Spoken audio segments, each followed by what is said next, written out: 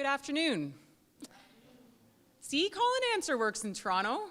I got one from Funke. My name is Katie Bush, and I would like to welcome you to our final roundtable of the day. This panel is focused on the oral histories and experiences of Toronto music industry insiders. The roundtable will be 1 hour moderated discussion, followed by a half-an-hour audience Q&A. This roundtable will be moderated by Simon Black, a PhD student in political science at York University. Simon is also the course director for hip hop in the city in the Urban Studies program and is a research associate at the City Institute. Simon's writing has appeared in Pound Magazine, the International Journal of Urban and Regional Research, and the Toronto Star. This roundtable features 5 panelists. The first, Chris Jackson, is a recording engineer, broadcast technician, and artist manager. Originally the resident DJ for the Get Loose crew, Chris DJ Gel Jackson helped establish the independent record label East Park Productions in 1988. The Get Loose crew became the first Canadian rap group to produce a mini LP and the first Canadian rap record to achieve sales internationally.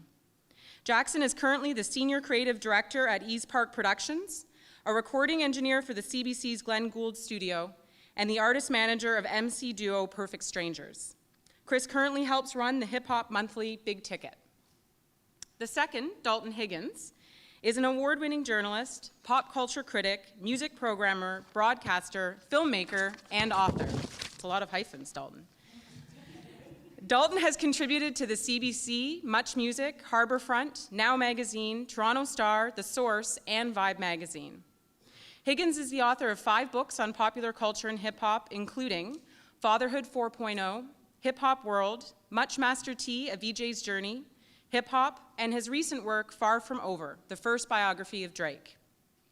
The third, DJ Malboogie, is an influential radio and event DJ, freelance writer, and publicist. DJ Malboogie has worked at CHRY 105.5 FM and CKLN 88.1 FM, and is currently the DJ co-host of Droppin' Dimes Radio, Canada's only all-female hip-hop show. Since its launch in 1995, Malboogie has been the resident DJ for Honey Jam, an all-female talent showcase. DJ Malboogie is also a member of the Juno's Advisory Board for the rap category and the Communications Director for the Urban Music Association of Canada. The fourth, DJ X, is an influential radio and event DJ who took over CKLN 88.1 FM's The Power Move Show as its host, mix show DJ, and producer for 12 years from Ron Nelson. DJX has also worked for other prominent stations such as CBC, KISS 92.5 FM, and Flow 93.5 FM. DJX has also spent a number of years as a SOCAN member relations representative, as well as a composer for CBC's Drop the Beat and Alliance Atlantic. DJX continues to DJ while also currently working in the field of web design, development, and interactive marketing. The fifth, Master T, is a television and radio personality, broadcaster, producer, and urban music promoter.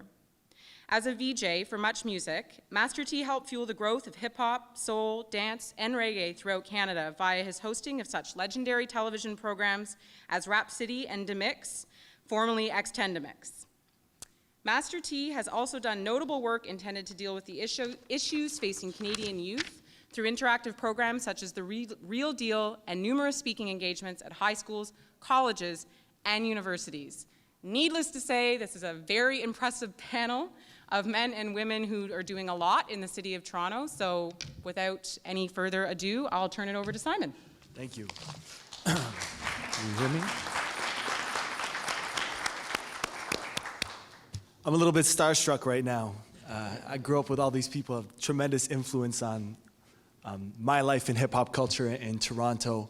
And for me, they're all hip-hop heroes of this city. And they're not only heroes for what they've done, but heroes in terms of, unlike many others in an age where wealth, power, and status are often seen as the pinnacle of success and achievement in our culture and in our society. These are people who have resisted the gangsterization of hip-hop culture. And by gangsterization, I don't mean just artists with gangster proclivities. I mean gangsterization in the same way that Cornel West uses it to describe the gangsterization of America. in which the unbridled grasp for power, wealth, and status becomes supreme before anything else. And in their separate ways, in their very distinct ways, they've all resisted in some ways the influence of big money and corporate influence on hip-hop culture. The role of the cultural arm of predatory capitalism, in which youth today are so often disarmed by a culture that was meant to be liberatory. Especially when youth today need tools of resistance against economic, cultural, and social violence coming from above, whether it's in the form of the mayor's office, white supremacy in the education system, racialized policing, racist profiling, and so on. So I think in an age where ethics and principles and solidarity with community are sacrificed on the altar of power, wealth, and status, we really need to recognize these people for the role that they've played in Toronto in preserving true hip-hop culture, keeping it real in the most liberatory sense of that term. So I just want to give it up again for this panel. Thank you.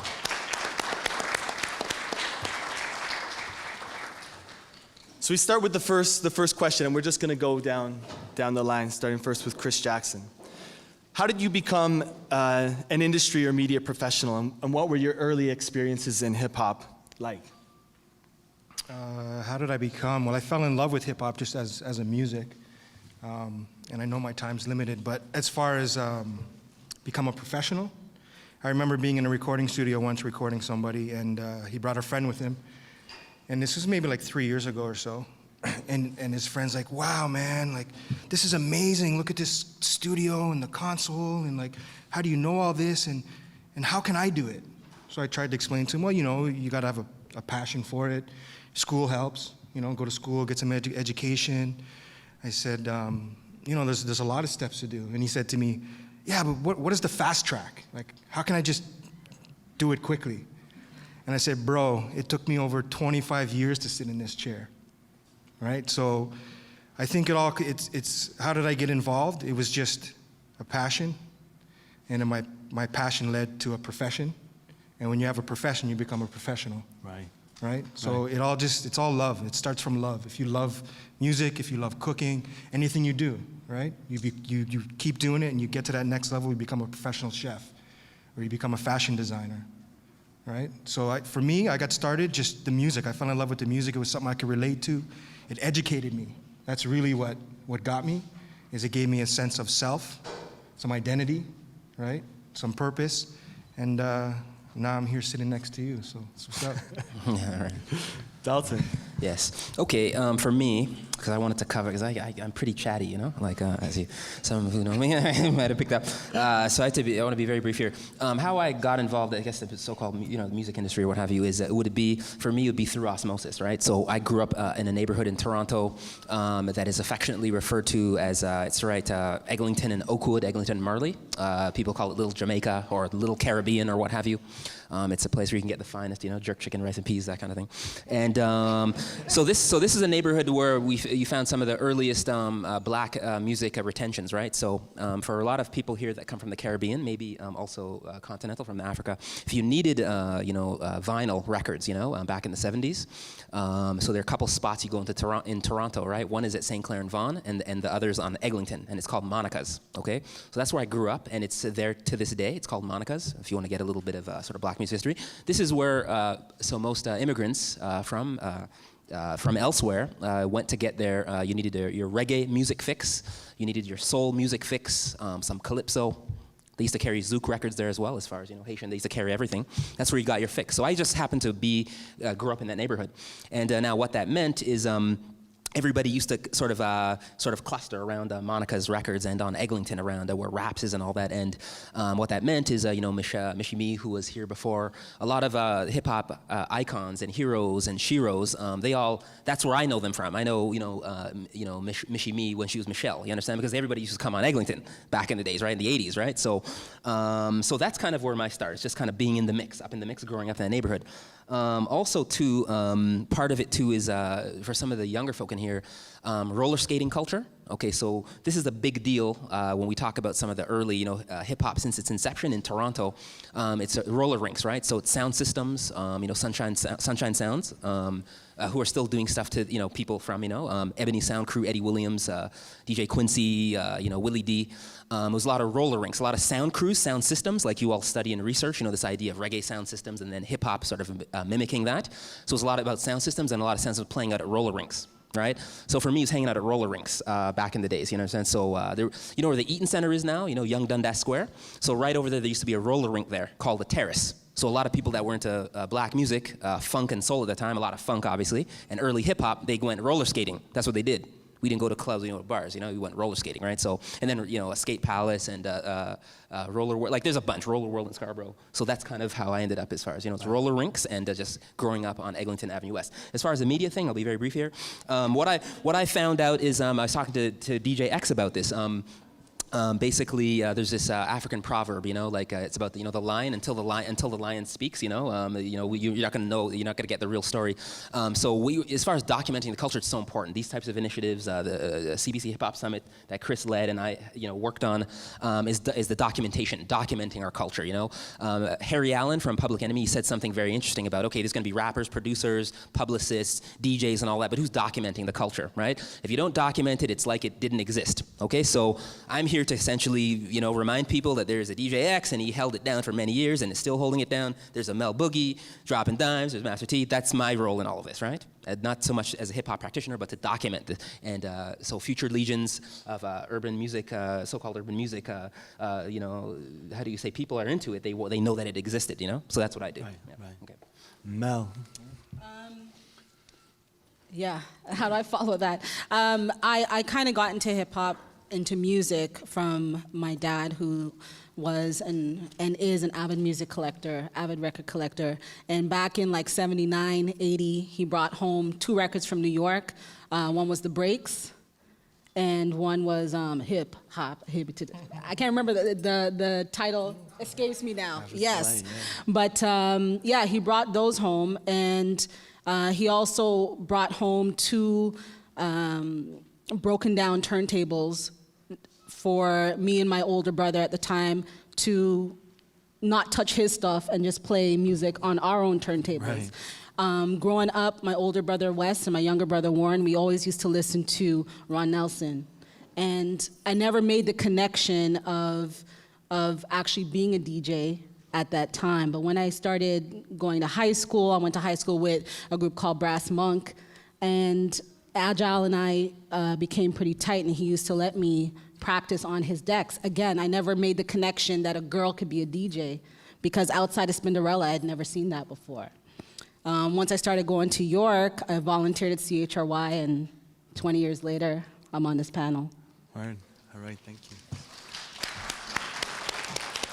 X, you want to tie into the Ron Nelson connection there? You actually succeeded Ron Nelson at that the classic 1-4 slot at CKLN. I definitely want to start by touching on something that Chris touched on, which is just the love for the music and the passion. Like, that's where it started. So I lived in Bermuda for about 7 years, and I moved back, when I was 13 or 14. I kind of got plumped in, just dropped in the middle of this, thing that was going on, which was hip hop and, the culture that surrounded it. And it pretty much blew my mind. And I just, it took control of my life. My whole life centered around it. I mean, I was at the record stores. I was spending all my money on records. I was going to shows, waiting in the snow and the sleet and rain, and catching the all-night Yonge Street bus, and doing anything possible I could to to go to the shows.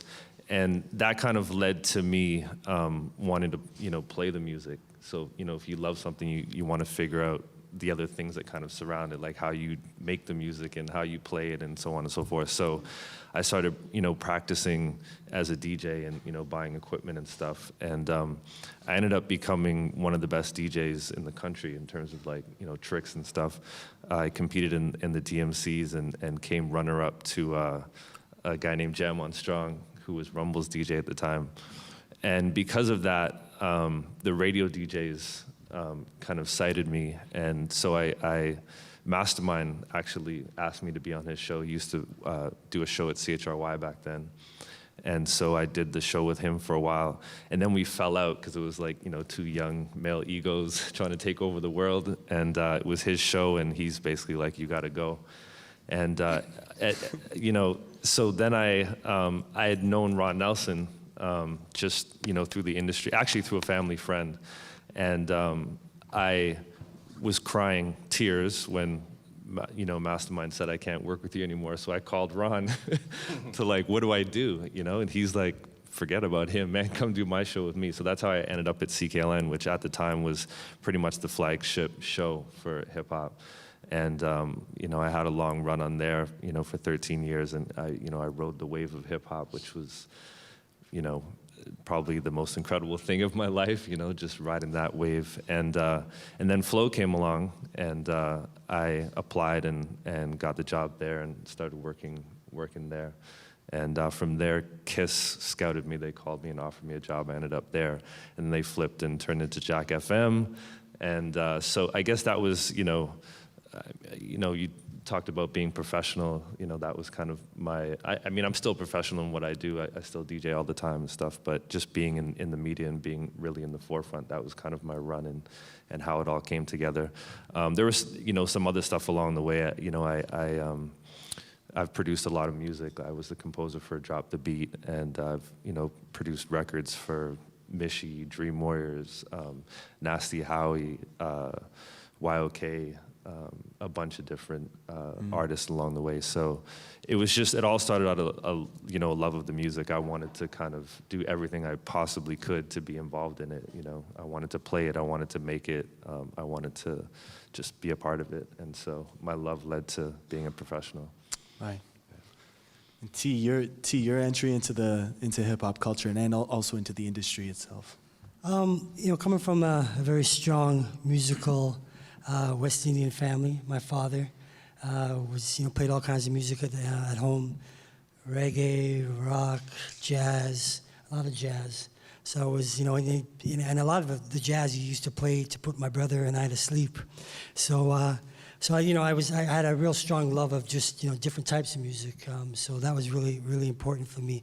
And then being born and raised in England, my parents split up when I was like 13.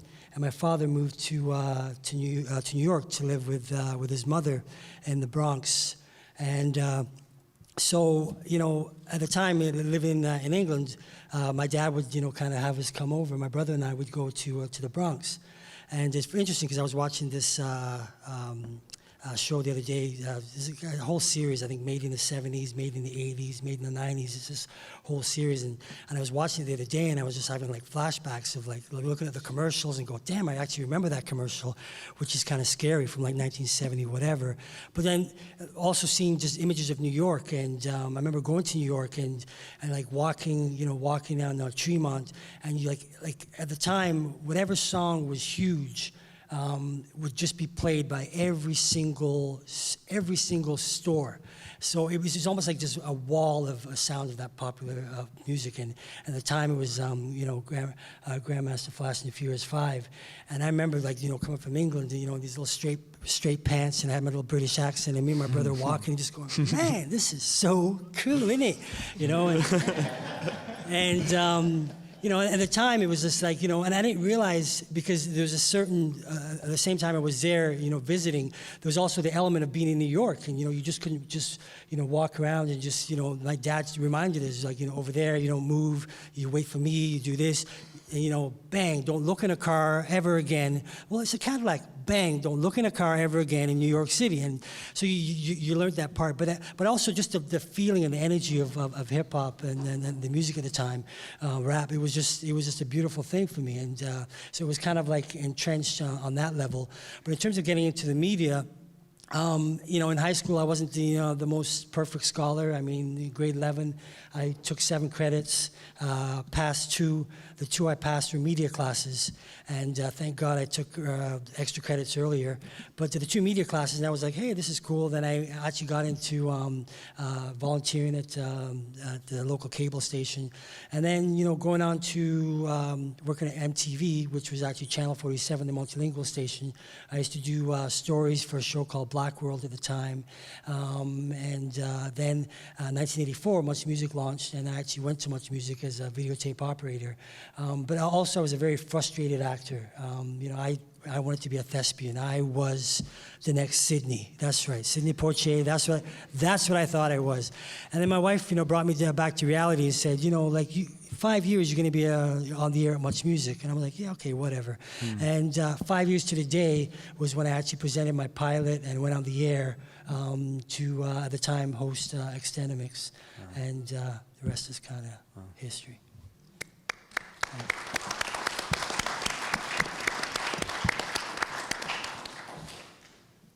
I guess this question is in the past tense, but for some of you, most of you, it will be the present as well. What was or is the most important to you when making and/or promoting and/or critically analyzing, depending on your profession, urban music? So, what was or is most important to you when making and/or promoting? I think we're going to start at the other end of the table with Tony with this one. Give me some time to think. Yeah, I can. Do you want to start with T? When I went on the air, because what I did was I presented a pilot, and I actually shot this pilot of Extendamix. I had a clothesline hanging behind me with all these different cultural T-shirts and positive messages, and I had a keyboard that was Roxy, and my wife was the voice of Roxy. And I remember saying to her, I said, hey, honey, I got this great idea. I want you to be Roxy, this talking keyboard. And it was a keyboard sampler. And she's like, yeah, okay, whatever. Just write it out, and I'll just record my voice, so whatever. And just, she was very enthusiastic at the time. And so I'm doing, I got the crew to actually tape this pilot of the show. And I was on there, and so I'm like, hey, I'm Master T, and this is Extendamix. And the Moses Naima just said, hey, great concept, love it. Bang, here you go, you got a 3-hour show. I was like, wow, what are they? I got a 3-hour television show? That's all I had to do? But at the same time, I was also a full-time cameraman. I'm like, well, you guys, but at the same time, I didn't care. It's just like, well, I'm going to be on the air. I got a 3-hour show. But then the most important thing for me was realizing I had this 3-hour vehicle, this musical vehicle that I wanted to, that I had the ability to produce and program this show. And the most important thing for me was to make sure that I played and supported what I called at the time Canadian product, which was supporting Canadian black music. And the other thing was just to promote black music. And I didn't put myself into a category of just playing. I'm just going to play hip hop. For me, it was whatever made you move in a club. That's what I was going to play. And at the time, going on in the '90s, dance music was popular. So I played, a bit of dance music. I played obviously hip hop. I played R&B. I played enough reggae. But the vehicle was beautiful was because as much as I produced the show, I also got to have these artists stop by. A promoter would call, hey, Beanie Man will come to town. You want Beanie Man to come on the show? Of course, bring Beanie Man on. And so we had, we'd have Beanie Man, we'd have Capleton. I had Budgie Banton when Budgie was a bald head with Wayne Wonder. And, Budgie, I said, hey, Budgie, where's your video? Video come at the same time, man. Don't worry about that, man. Video come. I said, all right, Budgie, all right. And but it just moved, and everybody was growing. Like X was moving. The whole culture was like it was just like this train that just kept pumping and pumping and pumping in terms of in terms of the music and culture. And what was the thing about urban something? What was most important to you when it came to promoting urban music? Yeah, well, I think I said that. Yeah. Yeah, I mean, that was very. Right. Yeah, I mean, it was important for me to make sure that, and the thing that I realized once I got to travel the country was I wasn't just playing and I wasn't just on the air in Toronto. I mean, I was in Lethbridge, Alberta. I was in Saskatoon. I was in Calgary.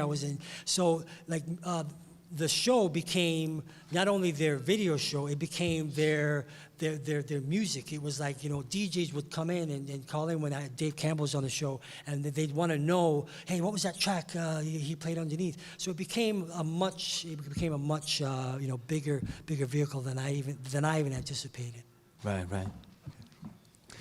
I think Go to X. I think what was important to me was just the music and how that related to whatever task I happened to be doing at the time. So if it was the radio show, it was just, remaining true to the music, and the culture and the art form. And the other thing was just sharing it with people.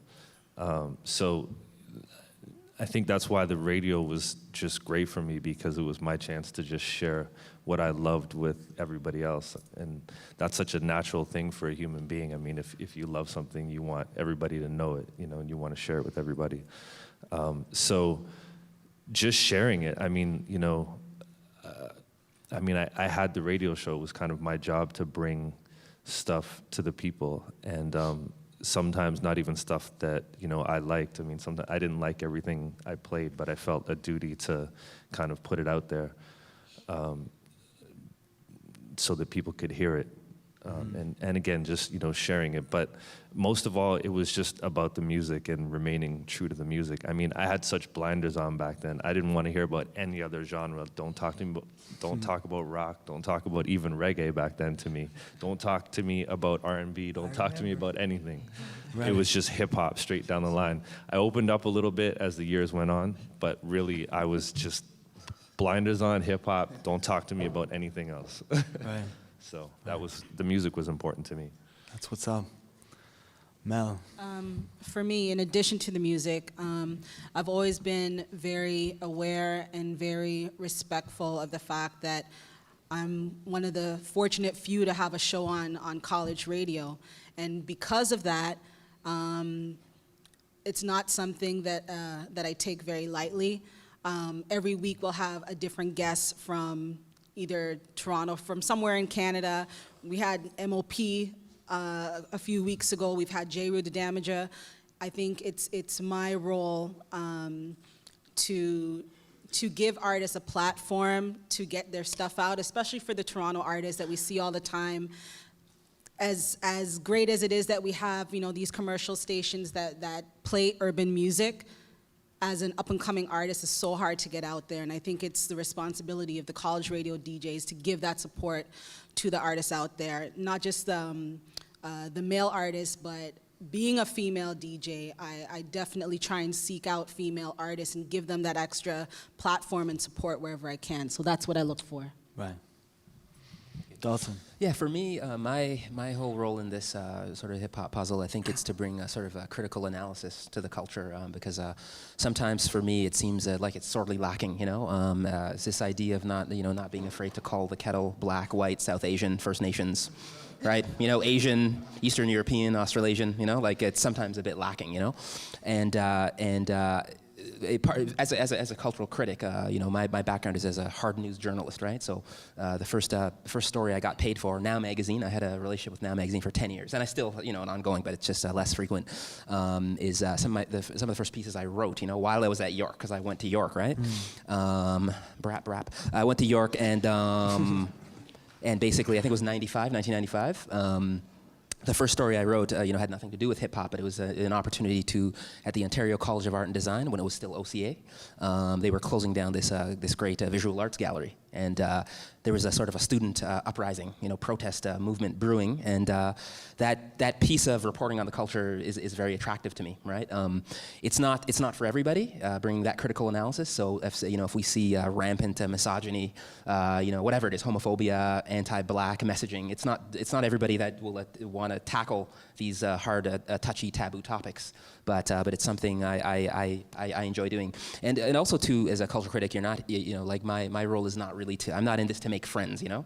I'm in there to, essentially call the kettle black, you know, to kind of say, hey, no, that's actually really sexist. So what are we gonna do about it? And that's reflected in all of my books. Like it's a kind of just, for the Drake, for example, just to leave you with an anecdote. My latest book is about Drake, and while it's there to celebrate his successes and his, him winning a bunch of awards and all that, being a trailblazer, which is fantastic because he went to school just up the street from me, and he's a proud Torontonian and all that. He's a 416 tattoo, all that kind of thing. Mm. But it's also to question, dissect, and deconstruct some of his art, right? So, for example, the N-word. I know on college campuses and certainly university campuses, there's always a tremendous debate. I know this is jumping in guest lecturing, and so who's allowed to use it? Is it still okay? Is it Nigga, Nigger? He uses the word ad nauseum, around the clock, and a lot of his rhymes, So in the book, it's an opportunity to say, okay, you're biracial, you're black and Jewish, right? His mother's a Caucasian Jewish, and his father's African American from down south in the United States. And a bunch of his friends, a lot of his crew are non-black. They're from the dominant culture. So when he's recording these tracks and saying the N-word, the N-word, the N-word, are they singing along with him? Or do they feel comfortable enough, his mother, are they, because, you sing along to your friends' hits, their greatest hits, right? The N-word, the N-word. Are they doing that, and is that okay? And how do black communities feel about that? So yeah, it's just to ask tough questions, That's what I do. Yeah. All right. And Chris? So I think what's important to me when promoting music or critiquing is authenticity. Like X said, he was all about hip hop. And the same with me, I was all hip hop. I started out as a DJ, went on to producing, and then wore many hats as a producer with a group. You try and shop material and things like that. But it's all hip hop. I studied hip hop, and I studied it because I lived the culture, the music, everything about hip hop. So I studied it, and I know hip hop. And for me now, in my professional career, it's all about authenticity. With the Big Ticket Monthly Hip Hop event that I do, I have tons of people who send me material. Tons of artists send me material. And I actually take the time to listen to everything. It might take me a minute because I get so much and I'm busy doing a lot of things. But I listen to it and I offer valuable feedback because I think that's important to the artist. But what I'm listening for the authenticity of what they're saying. You can tell an artist and a rapper, you can tell when they're rapping if they believe what they're saying, right? Whether it's talking about their girlfriend that they love, or talking about the drugs they sell, or the guns they bust, right? You can tell if they believe themselves. And if I don't hear that belief in your voice, then it's not authentic to me, right? And I also think, you mentioned, I think at the last question about being professional. I look for people that are pros. I think it's very important. Hip hop has been around long enough. We're not new at this. There's no reason to produce whack records anymore, right? Some people still do. There's a lot of people that still chase the circle instead of lead it. And I think it's my responsibility, and everybody on this panel, it's our responsibility to teach people. Because when we were coming up, we didn't have teachers, right? We laid the groundwork for this. We were teachers. And we were talking up at the top during the break, and Tony was saying that it's very important for us to document this. And that's why this panel is so good, is because it's giving us an opportunity. And we don't get the time. What he was saying actually was we're so caught up in what we're doing, we don't necessarily recognize what we've done. Therefore, we don't document it. And it's left for other people to document, and they start calling it urban music instead of black music, right? They start saying, hip-hop's for everybody, it's not a racial music. That's fine, everybody loves it, it relates to everybody. Everybody can do it, just like everybody can play a guitar. Everybody can play a piano if you take the lessons. But there's a reality, and the reality is there's authenticity. And the authenticity is really what I look for in music and with artists. And again, I'm kind of rambling on, but again, I think it's all of our responsibilities to develop talent, because I do a lot of that. And again, with the Big Ticket Showcase, that's part of the purpose, to create that infrastructure and develop talent so they can get to that pro level, right? Really quickly, working with CBC, and again, I studied hip hop, so I was all hip hop. And when I started with CBC, I was open more to world music, right? And I was fortunate enough to record a classical record that actually won a Juno. So for me, when I look back on it, that's pretty big, because again, I'm a hip hop guy, right? And I actually recorded a record, classical record that won a Juno.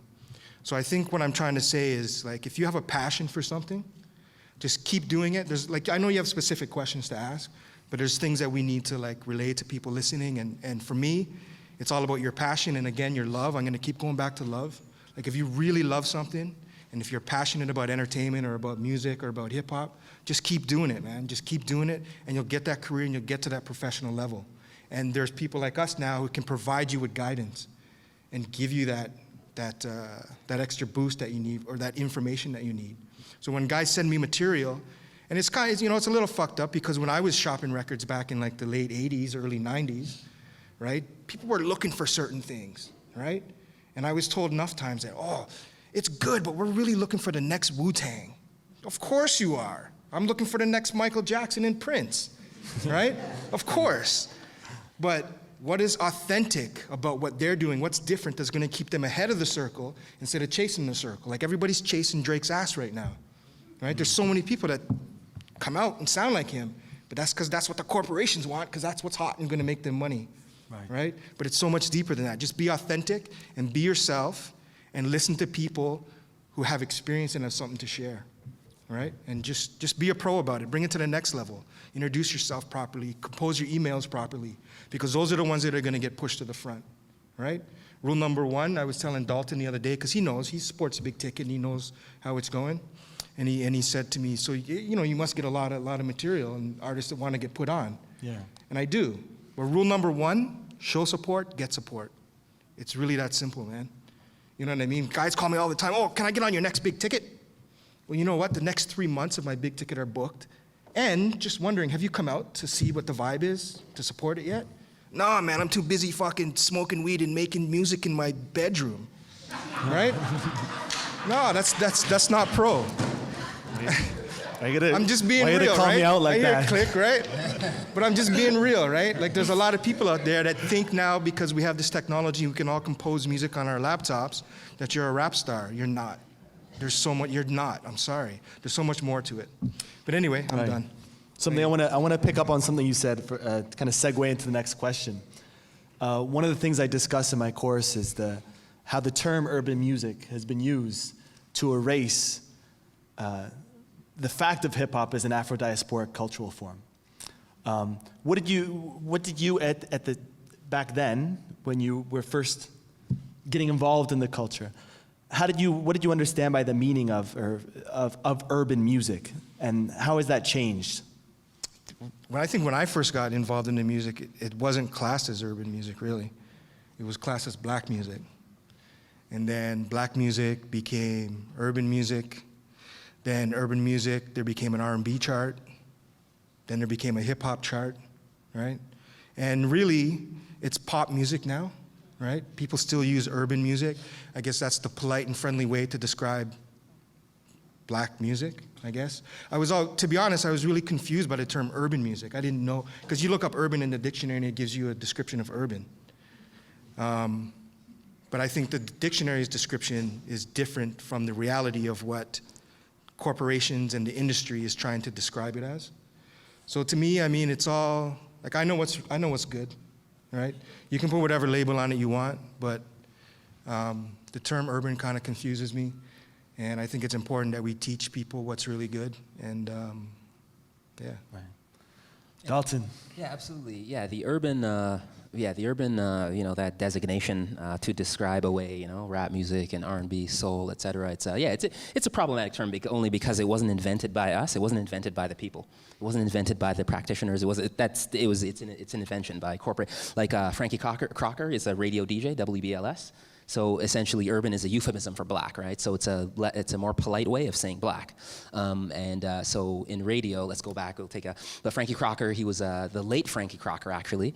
So he's a radio broadcaster at WBLS, and basically they wanted to sell advertising, right? So let's say I have a startup company. It's a company, whatever it is, Dalton Higgins Incorporated, and I want to sell advertising slots. Like, I want to get corporations involved to help support my initiative, like commercial radio. They need to have people advertise on the station to pay the bills. So that's what it is. History of the term is it's a more polite version of saying, hey, we're a black company, we play black music. Can you give us cut us a check for $2 million, right? But if you say urban now, right, it's a more polite.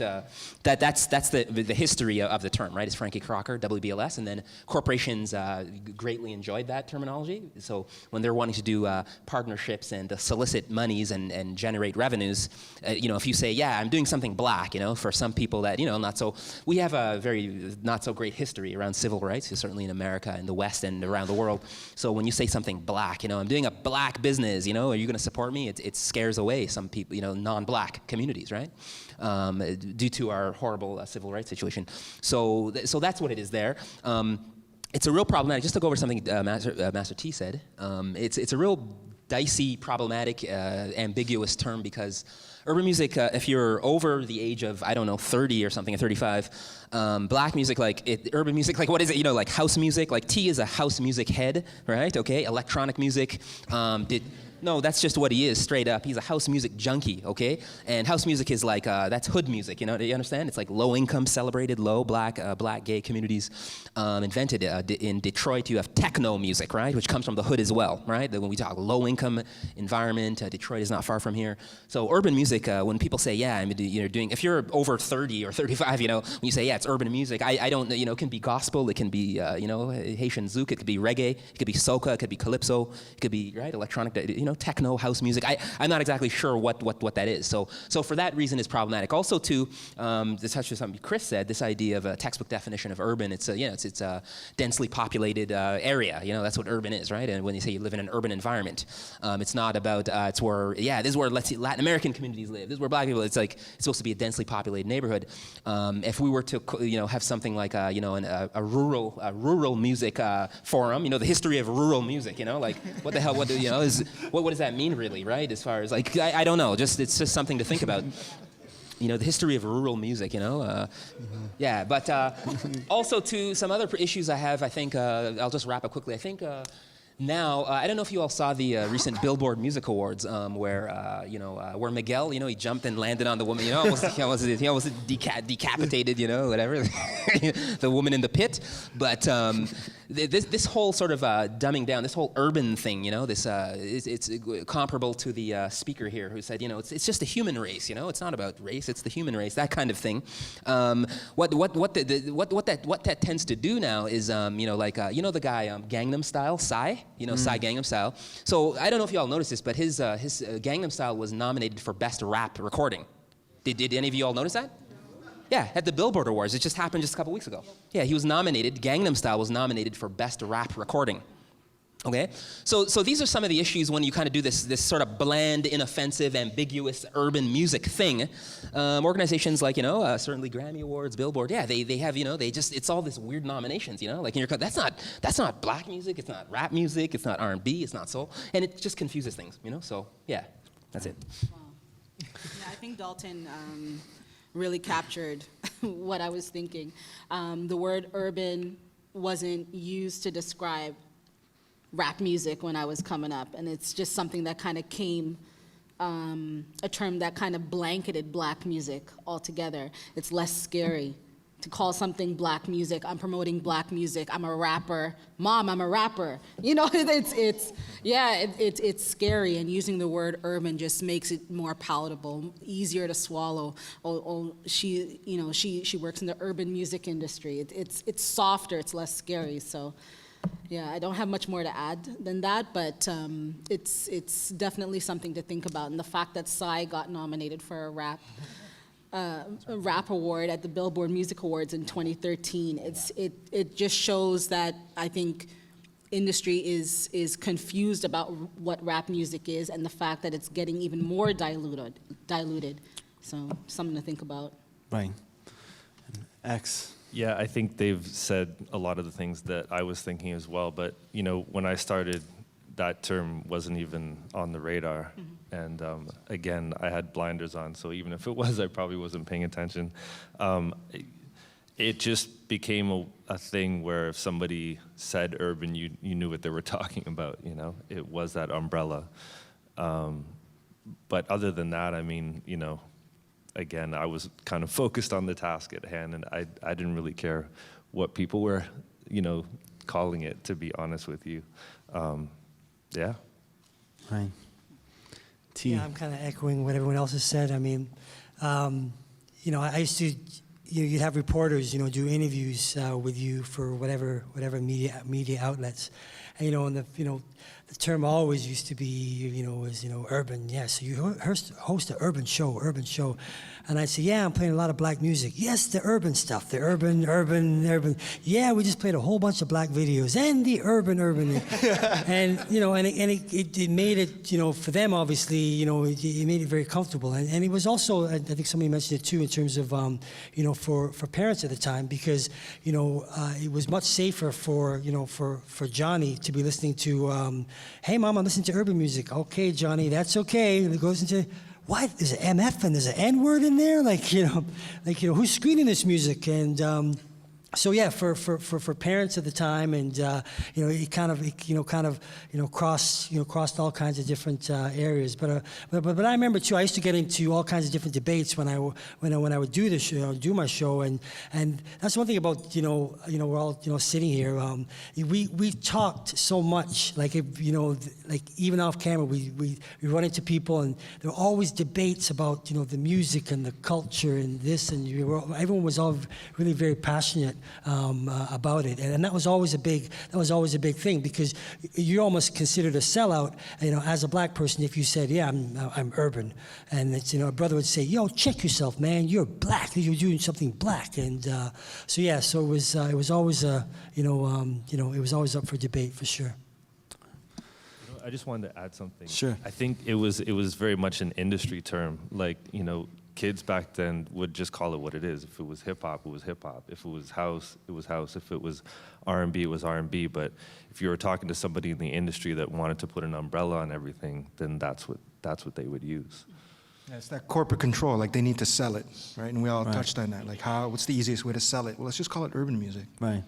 Never used, though, to describe the blues or rock and roll or jazz, for that matter, despite their roots in African American, Afro-diasporic That's why it's musical traditions. Yeah, and urban is like, as a music presenter, I present a bunch of concerts and symposium. And the thing is, so you have this other term that's equally problematic. They say like world music. Have you all heard that? They say like I'm going to a world music concert. Urban, it's much the same, because what does that mean? And a lot of sadly and unfortunately, like baby boomers, they're like world music, and I'm like, I don't know, what are you talking about? So in the world music category, just for those not familiar with the term, it's a category that describes like non-Western musics, right?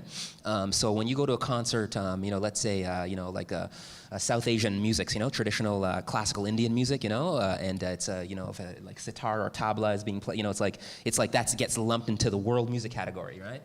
If you're from Senegal or Ghana, or you do or Afrobeat, Fela Kuti or whatever, that's a world music. All this stuff gets lumped into all of these musics from different places, Australia and Eastern Europe. It all gets lumped into this world music category, right? Yeah. So it's just like, so when you say urban music, again, I said it's house music, techno, hip hop, R&B, soul, funk, gospel, jazz, zoo. Like, what is it? You know what I'm trying to say? Like, it can be all of those things, and that was the magic of T's show, because T showed calypso videos, he showed reggae videos, he showed house music, definitely, tons of hip hop, right? That was the beauty of the show, is that it showed the full black musical experience, not the urban music, but the black music experience. Black music, Yeah. Mm-hmm. Someone once explained to me that world music is the term to use music that emanates from the countries America has invaded. Yes. Yeah. That's Absolutely. and then the designation also comes from the American music industry, right? To describe, Right. Yeah. Yeah, it's not invented by us. That's an imperial projection. It's not invented by us. No. Last question is before you get to Q&A. What challenges do you think the industry currently faces in representing marginalized people and populations? So women, racialized people, LGBT folk. Who wants to take that on first? Sure. I guess that would be me.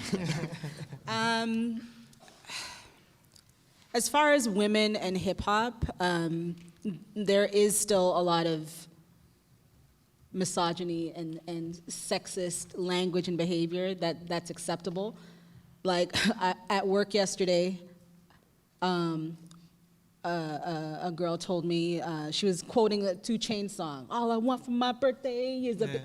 Yeah, and it's okay. This is a conversation we're having in the workplace. It's not somebody that I know very well, somebody that I just met, you know. She doesn't know that I'm involved in the music industry, but she felt okay saying that to me.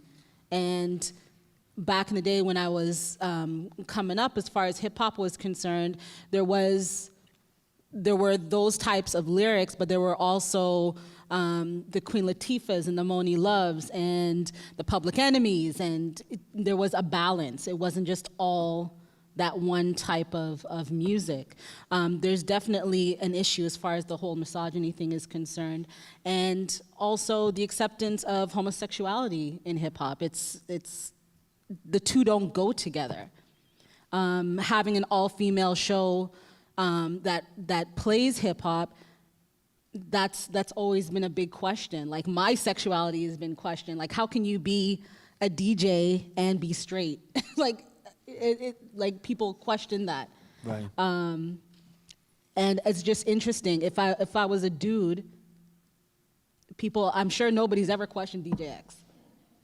You know? I don't know about that. But but I'm saying, just as a female, that's something that has come up, and I know there are a lot of other artists, DJs who wouldn't have to face that type of questioning and have to justify certain behaviors, that sort of thing. Right. I just want to ask, why does sexual preference need to be an issue, and why does it have to be defined like in hip hop? Like, what is? I'm a little bothered by that question all the time, and the way media or whoever bigs that up. Because I don't really think it's an issue, and I don't think it's an exclusive issue to hip hop. I think it's more media that points that out. So. I second that notion. Ditto squared. This idea of people put this sort of magnifying glass on rap music and hip hop culture as being responsible for all of the ills of society. You know, it's sexist, it's homophobic.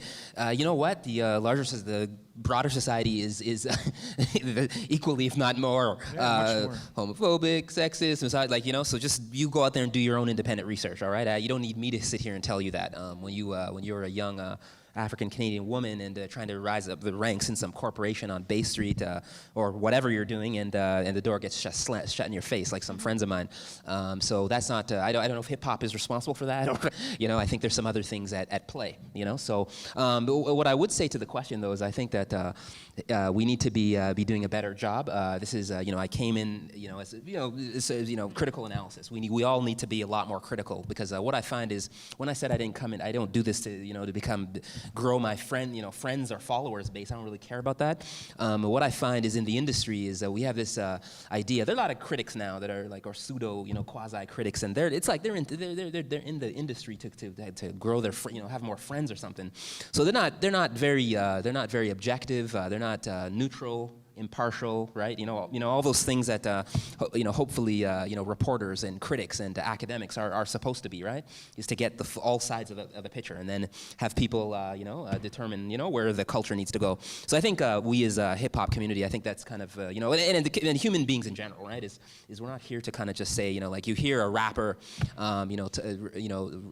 put out a track and it's very offensive. Saying to black women, right, or Japanese women or whatever, and you just sit there, not say anything about it, not doing, and just you're complicit if you don't challenge that, So I think a lot of the critical is kind of lacking now. It's totally lacking, in fact, because all I want for my birthday is a big booty hoe. Okay, right? That's 2 Chainz. Okay, so birthday song, right? That song with the top of the charts. You all know that, right? Billboard charts, like it's a chart topper. Yeah. And you know what the hook is, right? The hook is, all I want for my birthday is a big booty hoe. That's the hook, or the chorus, right? Are you okay with that? I'm not. So hence, that's why I do what I do, and why we all hopefully are here doing what we're doing, is to ask some tough questions. Because the song went to the top of the charts, and you know who drove it there? We did, the people. Because we downloaded it, we bought his, right? We bought it for people that still buy CDs. I haven't bought one in who knows how long, but for people that still, right? Yeah, it's people. It's you all that drove it to the top of the charts, right? So that's it. But wasn't it the labels that made that music readily available to the radio stations that pushed it, that promoted it? Isn't it too easy to just say that these problematic trends in hip hop are somehow just consumer driven? that Right. we just, you know, we just. I don't know if it's consumer-driven or corporation-driven. If you play a song on the radio and it plays 3 times an hour for 8 hours out of the day, eventually you're going to like it. Well, that's Eventually what you're I'm going to saying. like it. That's what I'm saying. Right? Yeah. right. So it's the corporations. I just want to take this question a little different because I think it's important. What's important to me in hip-hop is the infrastructure and the development within hip-hop. So what I'm saying is we need, instead of corporations using us, we need to like take them, what's the word I'm looking for? We need to get at them and tell them you need to start supporting this instead of taking advantage of it and putting songs like that at the top of the charts and creating a certain image and stereotype of hip-hop. Because hip-hop is so much more than our current top 40. The worst thing that could have happened to Canada and hip-hop is when BET became available to us. Yes. That changed and fucked up the scope of our music. We had a lot of original artists that were doing original things, and then as soon as BET came, it's like, let's follow the fashion and chase that circle, right? Things are changing, and I'm telling you this because I'm an industry pro and I know this. The industry's changing, it's becoming more social conscious and social awareness, but it's up for the people. Everybody in this room, you guys are interested, you're here for a reason because you want to learn something, right? So when you learn, you pass on your learnings and you teach people. So it's our responsibility. If we've had enough of something, then change it. We have that power. I was telling my homie over here, DM Cool, that the mixtape game is done. And the reason the mixtape game is done is because I'm saying it's done. Don't send me your mixtape that doesn't have your own original music on it. I'm not interested in it because I can't promote that and I can't make you money. You understand what I'm saying? You got the mixtape game fucked up. X, you know what a real mixtape is, and you know the real purpose for a mixtape. But these cats are stealing beats off the internet, rapping over them. It's not gonna make them any money. They need to realize that the original music that you create is gonna make money for you 50 years after you're dead. You need to start building your catalog and stop fucking up the industry with these shitty ass mix CDs and putting them, I'm just being real. You need to stop that and don't ever send me a link that I have to go to DatPiff to download. Don't ever do that. Yeah. And I'm just being real, man. And you see the being real. What I love about this is, the use of the F word. Like what it is hip hop, rap music rather. It's rebel music. It's protest music. It's not to window dressing. To sit here and make you all feel comfortable. It's here to say, okay, if my city councilor Adam Vaughn is horrible and sucks, I ain't voting for him. That's what hip hop does. Or Rob Ford, I don't agree with. He's reportedly smoke crack. Yeah. So. Okay, all right. Reportedly. I'm just using as a journalist, I get sued. But so he reportedly or allegedly, smoked crack. But it's here to it's here to call out the pink elephant. And sometimes when you're doing that, you're going to use you're going to use the F word, you're going to use the B, you're going to use whatever word to drive your point across. That's the beauty of rap music, right? It's not here to paint pretty pictures, really. Sometimes that pink elephant is within the own culture and the own music. Right? Because it's doing damage to us, right? Absolutely. And that's why we have to use, I do urban music, right? Yeah. Really, you're a fucking rapper, but you're afraid to say you're a rapper because people, oh my God, rap? Talking about bitches and hoes and selling drugs and shooting people. Fuck that. There's so much more to it than that. And again, this is not a shameless plug, but my big ticket event is changing the image and the perception of hip hop events. And I encourage everybody to please try and come out. You're gonna have a blast. It's a lot of fun. It's not your typical hip-hop event. It's at a professional level. And again, it's all love, right? I put out love, and when you put out love, you get love back. So I encourage everybody here just to share the love and the love of hip-hop, and that's what's up. That's hip-hop, too. And I love Francesca for putting this together. I know it's been over a year making this happen. I just want to big you up.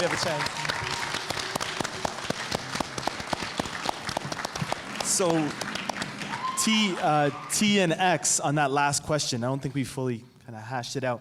The challenge you think the industry currently faces in representing marginalized people, women, racialized people, LGBT folk. If I go back to when I was doing my show, I think I did 3, major specials on, because obviously it was a video show, and people would complain, well, why is this, rapper standing in front and there's like these, 10 girls and they're in bikinis and da da da da da, And and over the years, it would be almost like the same, the same topic and the same issue, right? And it would kind of go revolve around the same thing. Has it changed? I mean, like if you look at videos now, I mean, in terms of the imagery that that's being put out, I don't think it's changed. I don't think it's changed much.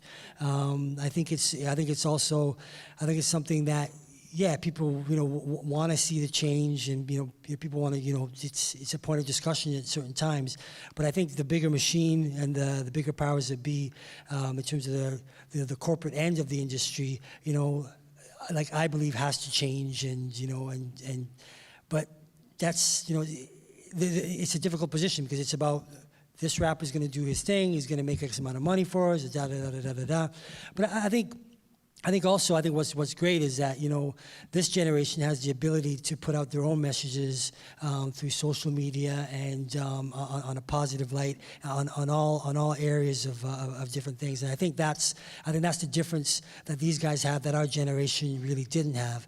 So if they want to put out a message, and if they want to actually put out something positive, somebody around the world is going to click it and someone's going to find it. It didn't have to be under the corporate umbrella. So on that level, I think it's it's positive in terms of the music and the messaging can change. Right. X. I think the challenges that we face are really ourselves. I mean, what are we willing to accept, and what are we willing to put out there, and what are we willing to support at the end of the day? It's really that simple. I mean, if we want to make a change, it's really up to us and all of us as individuals to make that change. So the challenges we face are really ourselves. And that you don't think that underplays the power of of the corporate labels, in the sense that us down here at this level, we want to see more queer hip hop artists, more women, then we can make that change.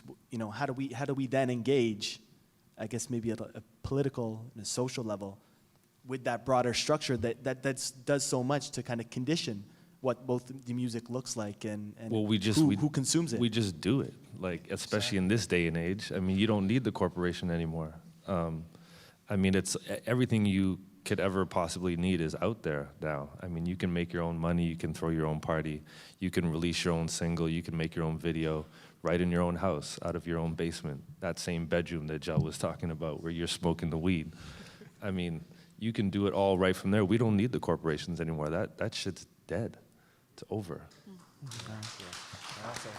I want to jump in on that one there, and also to this idea around that there is certainly there's an absolute conspiracy, because I know where you're going with that, because there is as far as corporations, essentially conditioning, like the BET question, like you said, that BET when they entered the marketplace, because there was a time for those younger folk that when BET, we couldn't watch BET, we didn't get it picked up on our cable packages, right?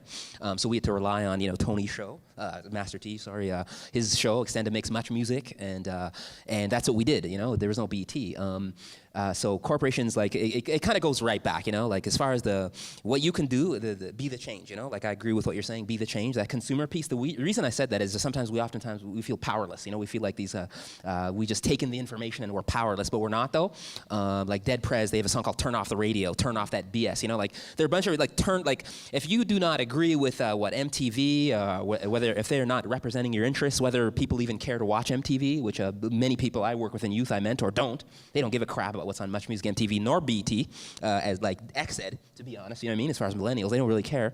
But you do have to have that power, because there is that overwhelming pressure. The reality is this: 2 Chainz is signed to a major corporation. And you have a bunch of corporations, right, Universal, blah, blah, blah, that are signing these acts, and they are entering your homes, okay? So that's the reality, right? As far as videos, what videos are getting the most rotations, generating the most revenue, blah, blah, blah. It's corporations that are selling this nonsense, this garbage, these tracks of the birthday song, right? So do we need to be concerned about that part of the I think there is a conspiracy as far as how certain communities, racialized communities are treated, are supported, are absolutely. Yeah. I would like to jump in and touch on both what you guys said.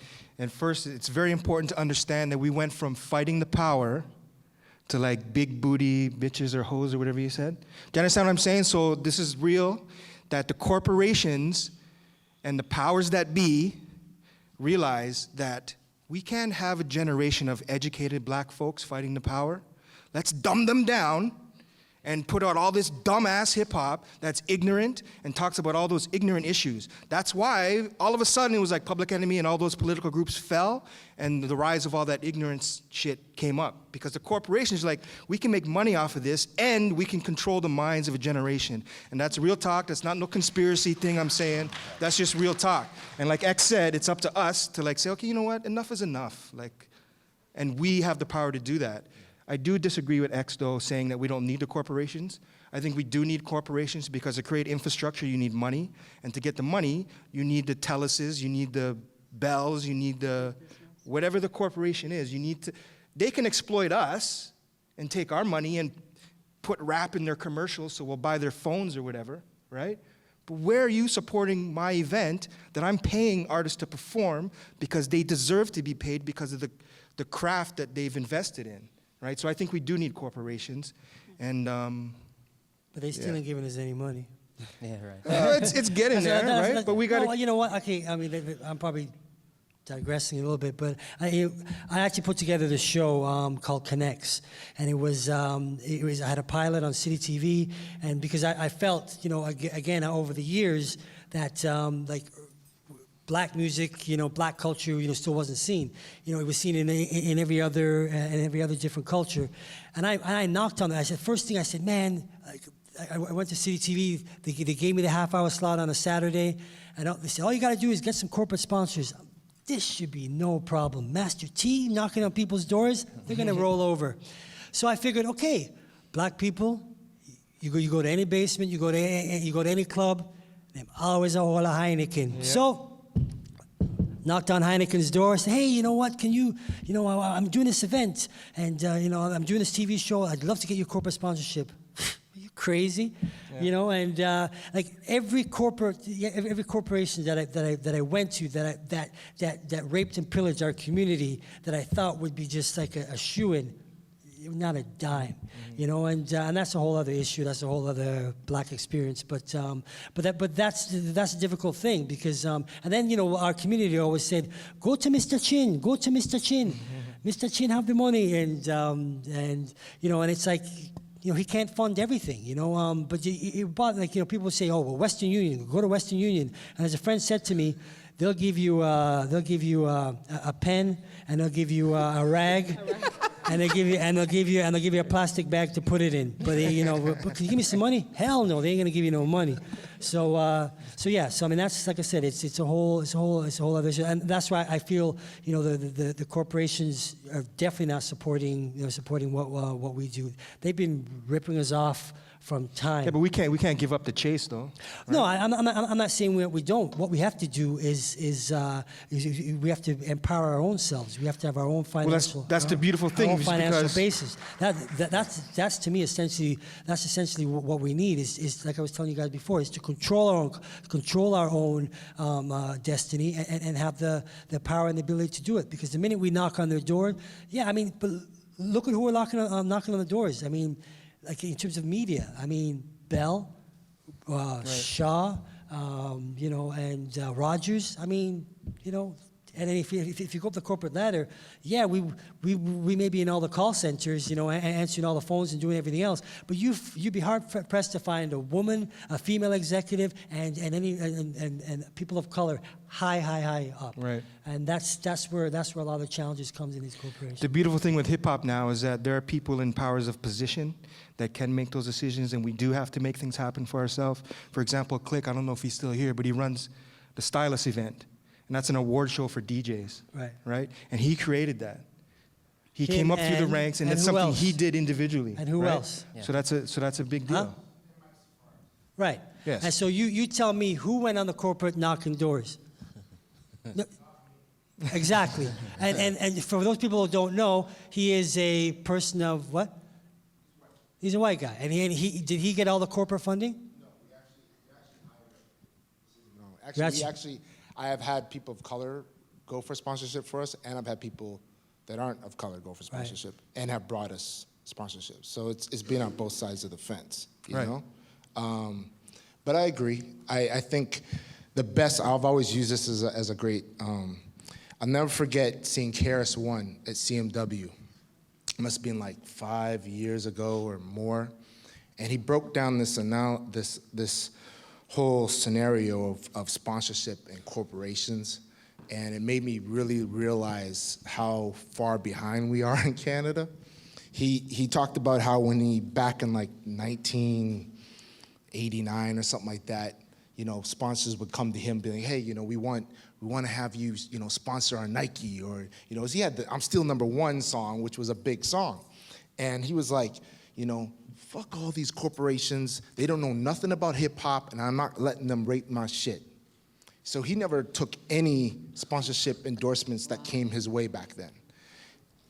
Come forward, 10, 15 years later, he gets, I think it's Absolute or some vodka company comes to him, says, we want to use the song Criminal Minded for a commercial.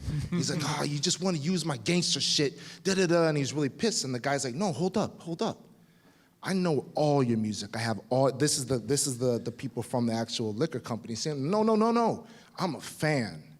I own every single record. This is where I come from. This is my background. And this is like the head of like the ad agency that represents this vodka brand in America.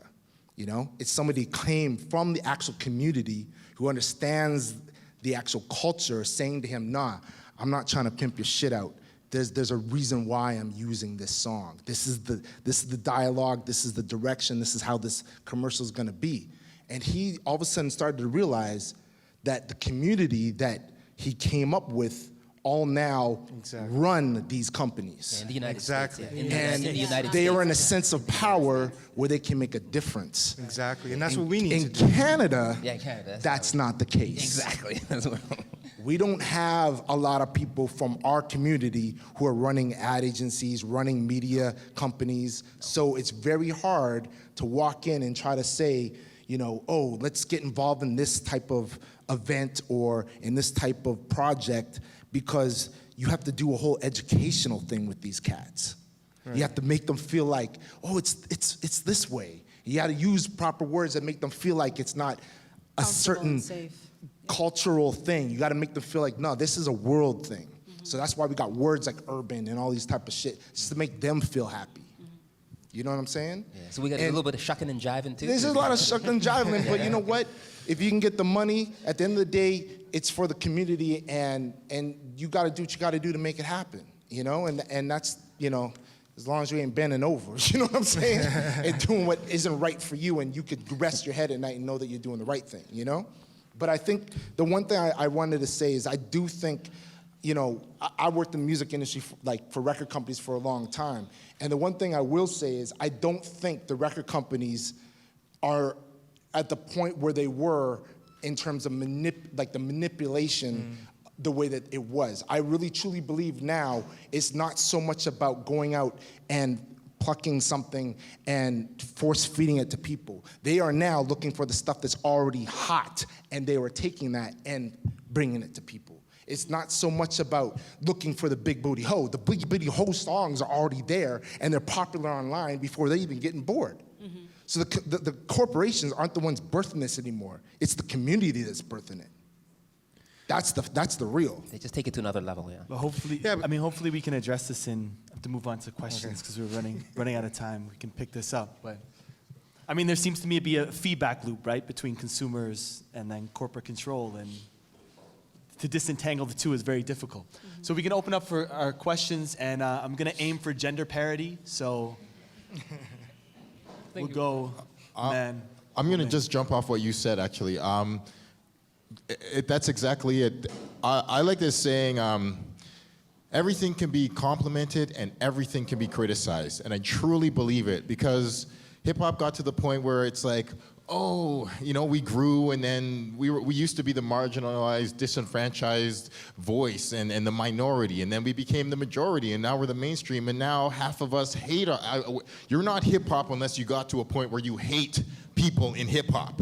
You have to be brand new if you're like, I'm not disgusted by my heroes or my idols or my peers. That's part of being in hip-hop now. And it's like, The fans can be criticized and complimented. So can corporations. There is a place and a time for corporate power and energy and structure. Yes, but yes, we can all diss Flow. Fuck Flow. They still haven't played a Mindbender song. But at the same time, I am happy that Flow exists. I would not have it any other way. I want Flow to exist, but there needs to be 5 more Flows. Yes, we can all, and Much Music still has never played a Mindbender video, but I still go there and support it constantly. I was on Rap City 25 times, and it was only 28 episodes before they cut it, and which is why we realized we have to capture our own culture, which is really why I'm happy you all are documenting this, because it's that important. But we can't even diss like universities or anything.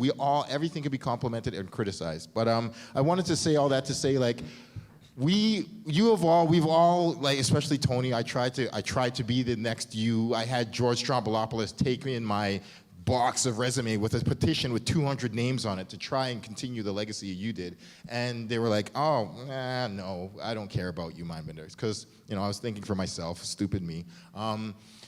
I'm just saying, like, what do we do? Like, do you think if we need to destroy some of these corporations and industries, or are you fans of, like, getting our people in those places, or are you fans of, like, building our own structures? Because it's the ultimate Babylon question. Like, does Babylon fall? Like, do we build a new one, or do we take over the one that exists? Hey, could I answer that quickly before question? All right. Yeah. So The Grid. There's a newspaper called The Grid. It's an alternative news weekly. It's free, like Now Magazine, and they produced a piece, sort of a condensed history of Much Music, the nation's music station. In their history, so-called history, pseudo-history, there was nothing having to do with black music in there. So they interviewed all these VJs, George Strombolopoulos, and blah, blah, blah. They didn't interview Michael Williams. They didn't get to Master T. They didn't get to Nat McGinney. They didn't. So again, so we need to challenge these institutions for one. So we did a little Twitter thing, and we basically bombed them, and then they just shut the hell up. So I would implore you all in the room not to, The Grid is to sort of question, the publisher, he sent me back a note. He said, The Grid, we stand for inclusivity, and it's our mantra. Being inclusive is our mantra. I sent a note back. I said, you don't have any black editors. You have no black reporters. What are you talking about? So this is the kind of, just to give you some facts here on the environment you're in, is that the Grid newspaper, they were defensive that we kind of said, hey, how could you do a history of Much Music and not include a ton of black and so-called urban music VJs in this history? There's nothing, no images, nothing. And they were defensive. They said, no, inclusivity and diversity is our mantra. This is what we believe. And there's like no black editors, no black reporters. So we need to be very critical, all right? That's my answer. Keenan took offense, right? The editor, he's, they were liberal, multicultural Canada. It was ridiculous, yeah. Yeah. This woman on the mic here. Hello. Hi, everybody. My name's Dynasty Williams. I'm a singer and a rapper. And I have a question for you guys. If you guys could just explain to me why you decided to stay in Toronto, because I'm just saying, like, the industries over here compared to the industry over in the States is, like, totally different, and it's, like, way bigger over there, and people have, like, different opportunities to make a lot more money, but, it's, like, more competition. But why, what's so special about Toronto? Like, what made you stay? Like, That's a great question. Somebody else take that, because I got an answer for that. Go ahead. Somebody else.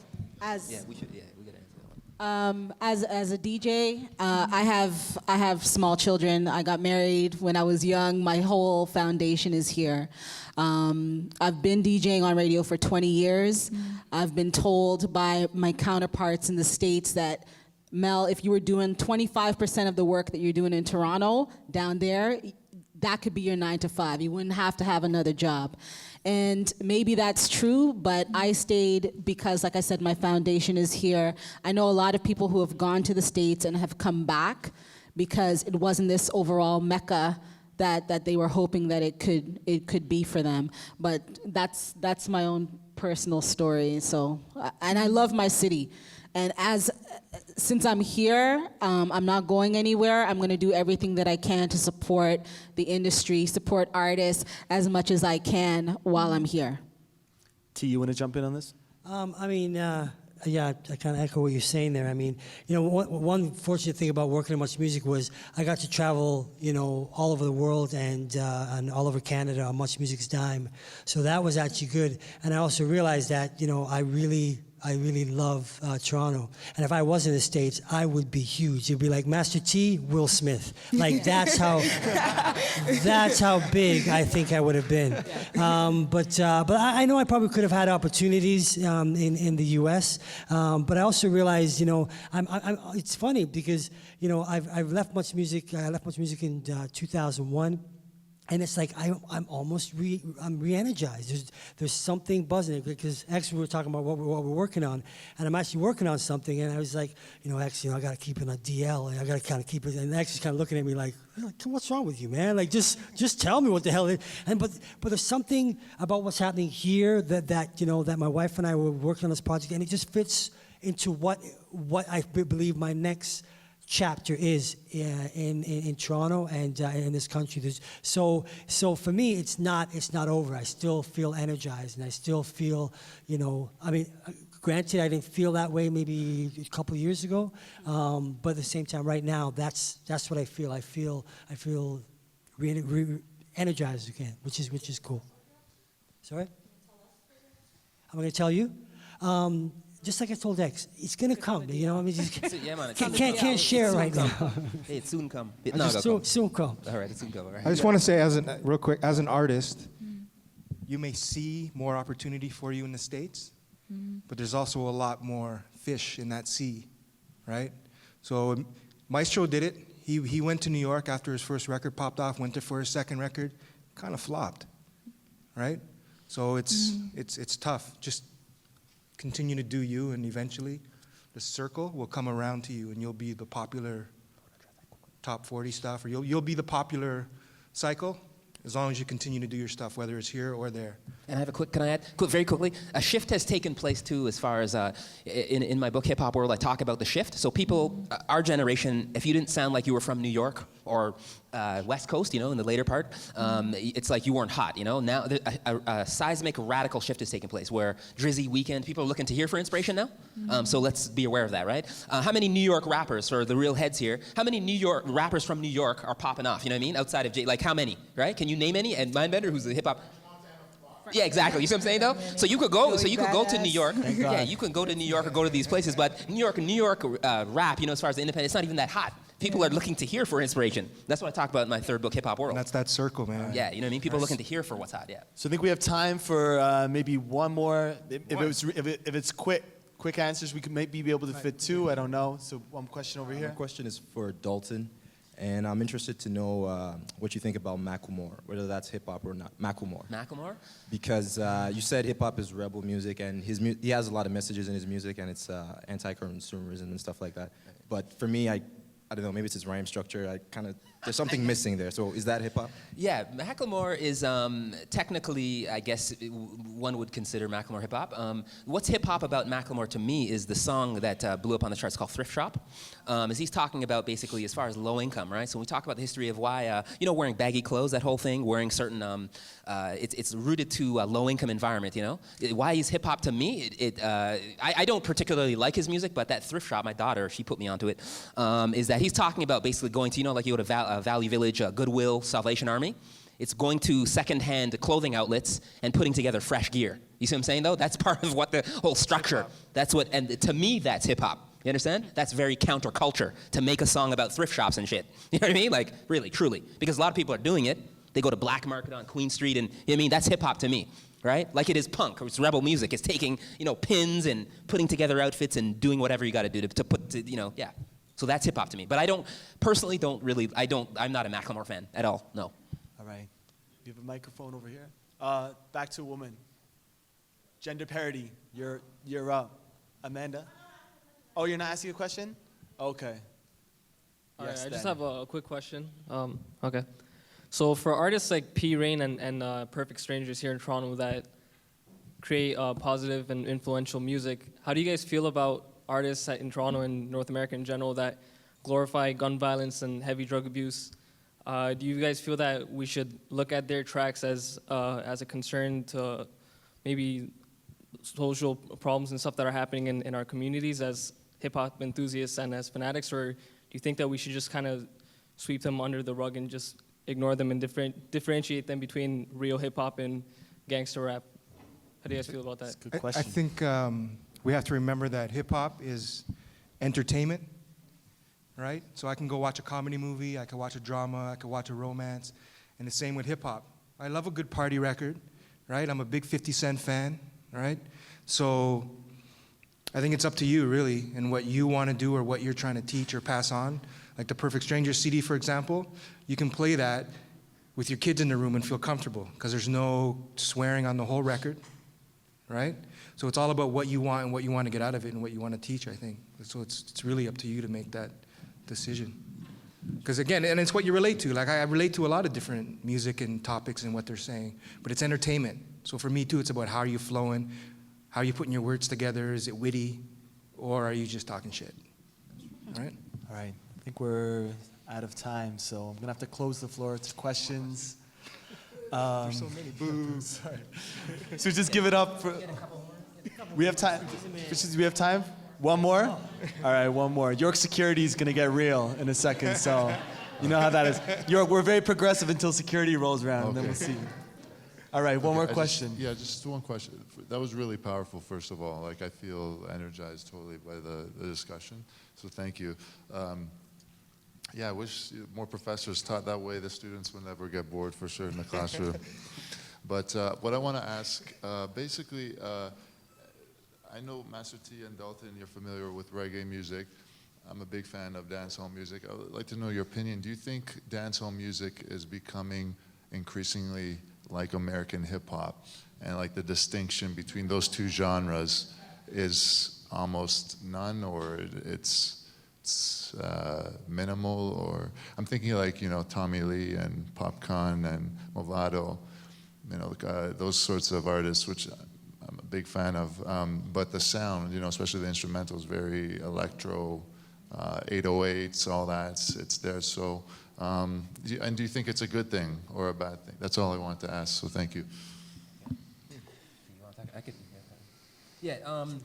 With dancehall is a cousin, you know. It's a not so distant relative of rap music, because when we look at the history of the music form, its origins and its originators, its inventors, come from Jamaica. You could make the case to as far as West African griot culture, but it's Cool Herc and then South Bronx, you know. So there are very strong connections between the music forms, you know, through nature and nurture, by nature and nurture. What I would say is, as far as the Tommy Lee thing and all that, and there's some real negative stuff. I have stories, you know. A guy I know owns a studio in my neighborhood, and Tommy Lee. These guys are talking like some gun lyrics, you know, to basically eliminate somebody off the earth with guns and, you know, stuff like that. Very questionable at best. Some of the messages, Vibes Cartel, there's some people rocking free Vibes Cartel t-shirts and this kind of thing.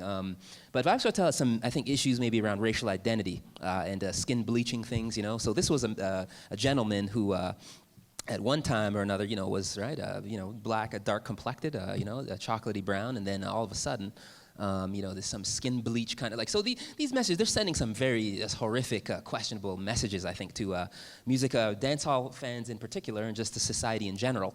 But they are cousins though, right? It is raw. Dancehall is a raw form, you know what I mean? There's academic scholars, Dr. Carolyn Cooper at UE, you know, I spent some time at UE.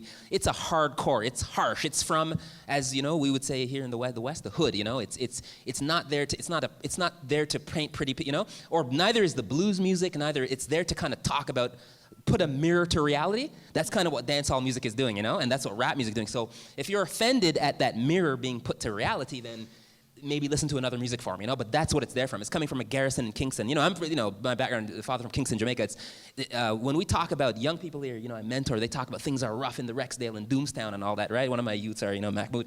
And I'm like, no, take a trip, to Kingston with me. You know, you don't know rough, you don't know low income, you don't understand poverty, you don't understand lack of access to education, you don't understand a lot of things. You know, take a trip, or to Lagos, Nigeria, or whatever. So it's there to put a mirror to reality. That's what some dancehall is doing, you know? So that's just what it is. I take it for what it is.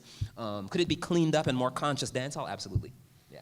All right. I'm sorry, I have to cut it off there. Did you wanna? Or, no? You just give it up for our panel. This has been amazing. Thank you very much to all of you. Thank you. All right, thank you. Thank you. Just gonna bring Francesca back. Close the floor.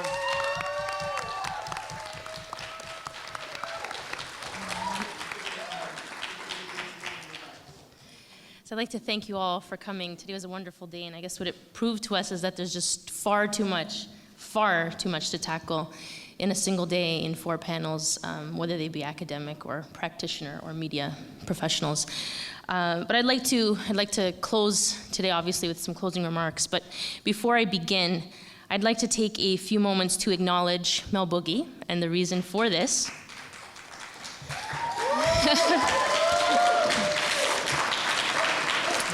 And the reason for this is because she will actually be celebrating a birthday tomorrow.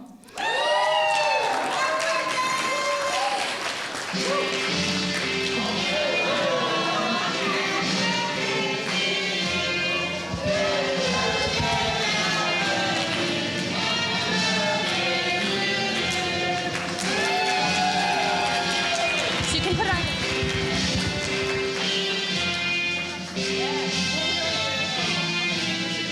No, this way, right?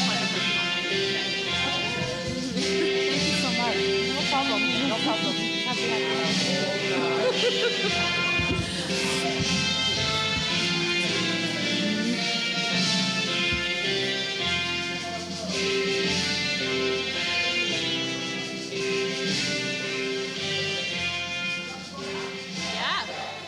Yeah, absolutely.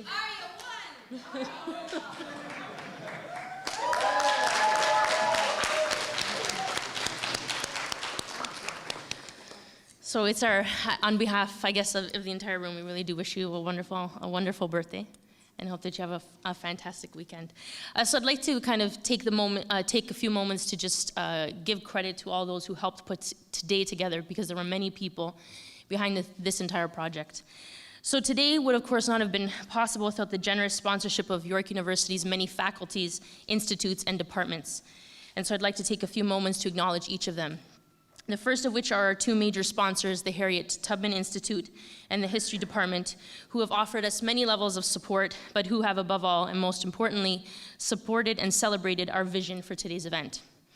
We also received notable sponsorship from York University's Faculty of Liberal Arts and Professional Studies, the Faculty of Graduate Studies, the Faculty of Fine Arts, the Department of Music, the City Institute, the Department of Social Science, the Department of Humanities, the Graduate History Student Association, the Graduate Student Association, the Graduate History Student Association, the Journal of Left History located here at York, and finally the Undergraduate History Student Association. So there are many, many people behind this, and you can see, given the number of sponsors, that hip hop in the academy is really a growing interest, and so we hope that in the future this certainly becomes even more of a vested interest that academics have in this culture. Much of today's behind-the-scenes work would not have, of course, been possible without the tireless work of our many volunteers, our panel moderators, and both Nala and Imad Jurgis of Anush, who generously donated their time and skills for today's conference, as well a very big ode of gratitude, I should say, to Big Jacks, Bozak and Royale of Backroad Radio, a CHRY 105.5 radio program at York University Radio, who generously provided their talent and skills by spinning Canadian hip-hop throughout the day as we discussed the culture's history. And it was a concerted effort, of course, to use community radio as part of this project. An unequivocal thank you to each of the roundtable panelists who took the time to join us today and share with us their rich personal and professional histories. This morning, Maestro, Mishi, Danny-O, Mindbender, and Motion. I don't believe any of them are still here, but if they were, I would have. Sorry, yes, Mindbender. My apologies. So I will say it to you and pass it on, of course. Your discussion of hip hop as art form has been invaluable to our understanding of how the culture has developed over the course of the past 30 years, and so we thank you graciously. The panel that you have just seen before you, Chris, Dalton, DJ Mel Boogie, DJ X, and Master T. We are grateful for your tireless and courageous efforts to promote, safeguard, and love the culture that we all hold so dearly. I, as I am sure most everyone here in attendance, am grateful for all that you have done to continue building in positivity hip-hop culture. I owe a tremendous debt of gratitude to both Chris and Dalton, who in the past 2 years have truly embraced this project. They have mentored us, and particularly me, and helped us get this exact group of panelists here to share their experiences with you all. And so, my heart to you both. those of us who study and seek to preserve the history of hip-hop culture, many of which, of course, joined us here today in the academic panels, to whom the committee is also grateful for, hope to lay the foundation in academia for the preservation of this culture's history that you all have worked so hard to nurture and to protect. After nearly a year of hard work, I would be remiss not to acknowledge the tireless efforts of those who have joined me in the planning of this year's event, the organizing committee. So some of which are right here on the corner here. Both Funke and Katie, who are both graduate students in the history department here at York, as well as Amanda, who is seated right up there, who is both an undergraduate student and a writer at badperm.com. These women have given innumerable hours of their time to help see this project through to its end. Without their work, above all, today would not have been possible. And finally, on behalf of the committee, I would like to thank all of you present here today. As a public history conference, today's event became a true dialogue, which is what is most important and perhaps is in the spirit, most of the spirit of hip hop. And so for that, we are especially thankful. We hope that you have a wonderful evening again, and many thanks for attending.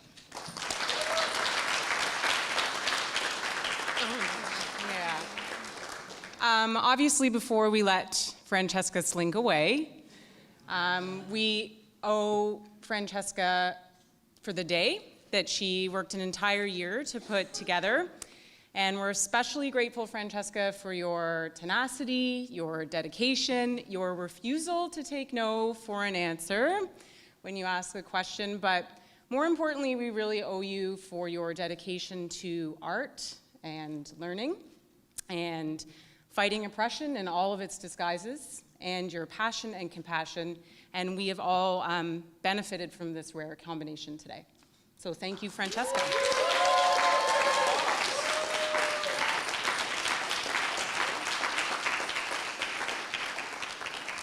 And please take food before you leave. Have a wonderful evening.